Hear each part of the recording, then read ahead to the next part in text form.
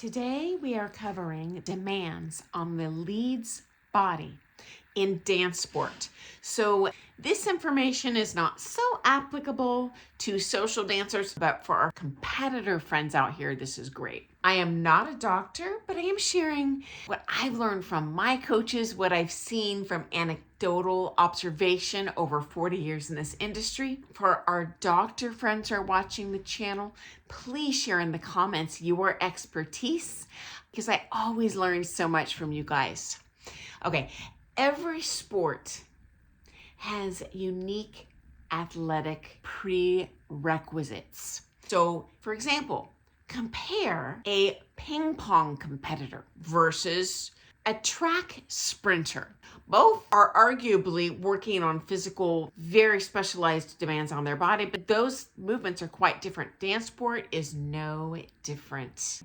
So what about dancers?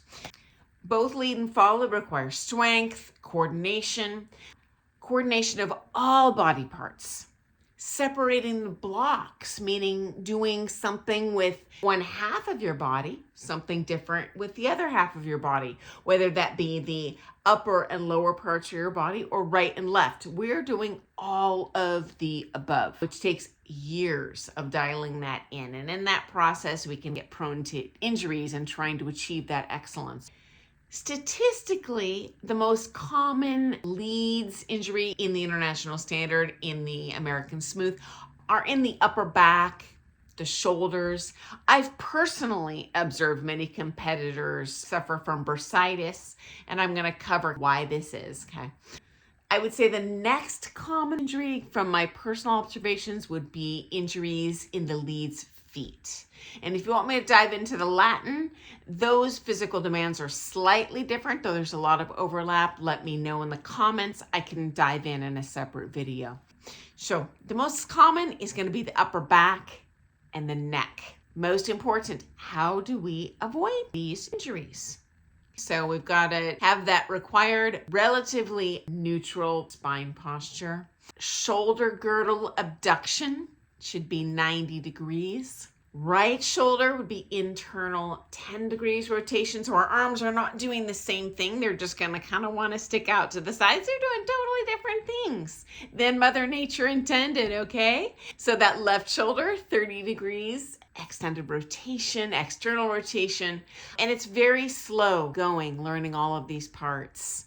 And then leads at the elite level competitively, of course, are doing that competitive posture, and it creates increased demands on the body, especially that flexibility element. The more flexible you are, it's really going to help that injury prevention. I know it's boring, friends.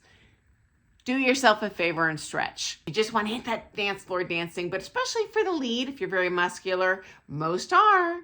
Even if you don't think you are, that's going to help you prevent those injuries. So very high demands on the shoulder girdle muscles.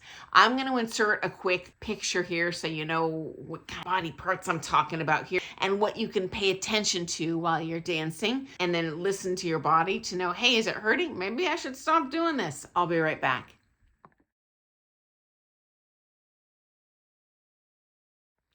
In my dance technique videos, I've also shared supinating the shoulders, involving the deltoid, the rotator cuff, scapula stabilizers. Very high demands on these with the shoulders down. It's just easy to overdo it. I'm going to share a couple of pictures here to give you a visual of what structures we're talking about. I'll be right back.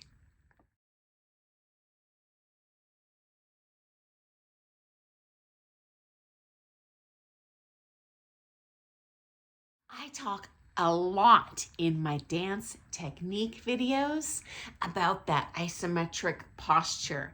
So really toned yet soft in the legs posture. And this takes years to stabilize that shoulder girdle. I'm not hyperextend it. I'm going to show a picture of this really quick. Very common problem. If you do it, which everyone does coming out of the chute, takes years to overcome, your follow will feel it like you're holding them on your side or even behind. Let me give you a quick visual of that shoulder girdle hyperextended.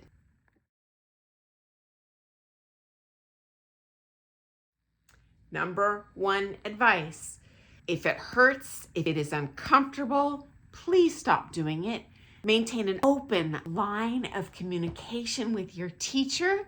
When I'm teaching, guys, if I see someone do something great, hey, I'm pushing it next level. And I'm just gauging based on what I see in your movement. Is it soft, or do they look like they're pushing their limit? But you know what? I am not psychic. And if you're uncomfortable, especially if you're hurting, oh, for Pete's sake, please tell us. We don't want to push you too hard. We want to push you as hard as you can, that you're going to get to your max.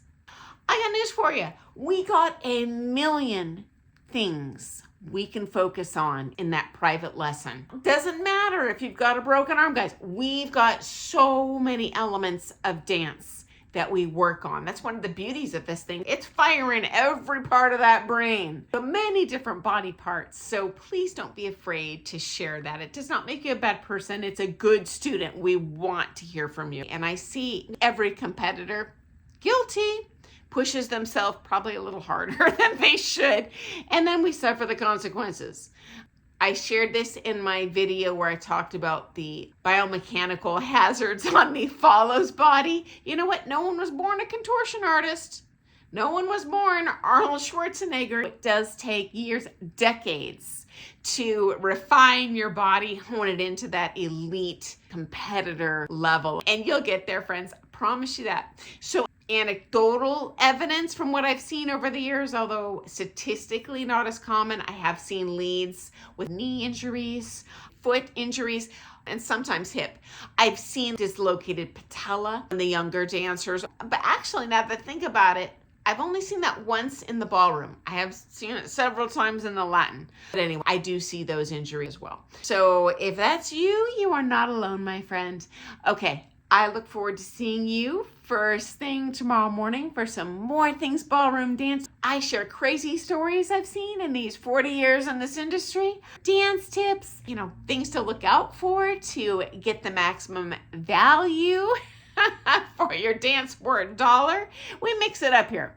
And if there's ever a topic you'd like me to share my 2 cents on, hey, let me know in the comments. I know we often have questions that we'd like to ask our coaches, but as soon as we start taking that lesson, we suck down that joyful bunny hole, focusing on the figures and the technique. So I look forward to seeing you tomorrow morning.